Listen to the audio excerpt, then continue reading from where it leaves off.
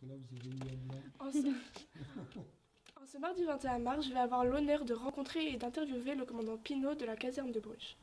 Bonjour, je me présente, je suis donc le commandant Frédéric Pinault. Je travaille donc au sein du service départemental d'incendie et de secours de la Gironde et actuellement j'occupe l'emploi du chef de centre de la caserne de Bruges. Alors combien de temps met-on pour éteindre un incendie? Je ne pourrais pas vous répondre avec précision puisque cela dépend de beaucoup de paramètres. Suivant les locaux, la taille, la configuration, est-ce qu'on est en volume fermé, est-ce qu'on est en volume ouvert, la nature de ce qu'il va brûler, et bien évidemment en conditions extérieures, y a-t-il du vent ou pas. L'exemple du feu de forêt me paraît suffisamment parlant, je n'ai pas de vent, je vais juste avoir une petite surface. Si c'est attisé par un vent violent et qu'en prime il fait très chaud, il y aura une surface beaucoup plus importante, on aura des conditions beaucoup plus délicates et ça nous prendra beaucoup plus de temps. Mais le feu se propage vite en fonction de ce qui brûle et en fonction des, pas toujours pareil, un peu comme la question précédente, des locaux dans lesquels je me trouve.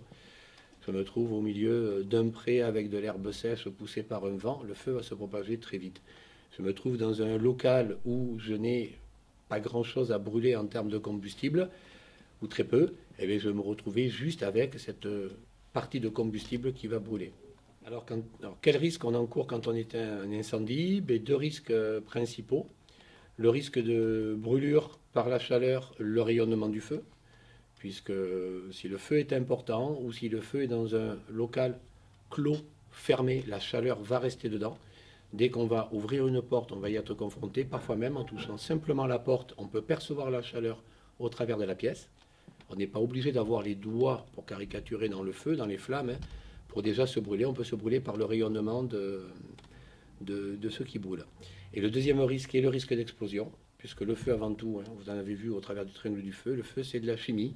Si j'ai une accumulation de gaz chaud dans une pièce fermée, dès que je vais ouvrir la porte, je vais amener de l'oxygène par le biais de l'air, et il va y avoir soit une inflammation spontanée ou une explosion.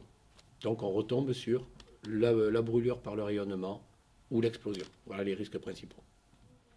Alors les cas d'incendie dans les collèges et écoles, non, heureusement très peu, de par, on va dire, la réglementation française qui impose des normes de construction, aussi bien dans la solidité des matériaux que dans les dispositifs d'alerte, d'alarme, que ce qu'on appelle aussi les moyens de secours, les extincteurs ou des robinets d'incendie armés. Il y a des tas de dispositifs imposés par la réglementation française qui permettent d'avoir très peu de sinistres et lorsqu'ils se produisent, d'avoir la capacité de les éteindre assez rapidement.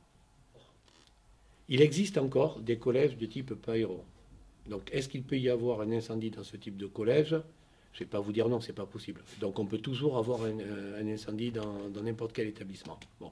Après, au jour d'aujourd'hui, et depuis fort longtemps, ces établissements ont été on va dire, bannis dans les limites des possibilités et ont fait l'objet lors de réaménagement, de mise en sécurité permettant d'augmenter le niveau de sécurité et faire en sorte d'éviter que ce genre d'événement se produise. Après, il reste encore quelques établissements de ce type de construction-là. Mais dans l'absolu, le feu peut prendre n'importe où et pas uniquement dans les établissements de type Paillero.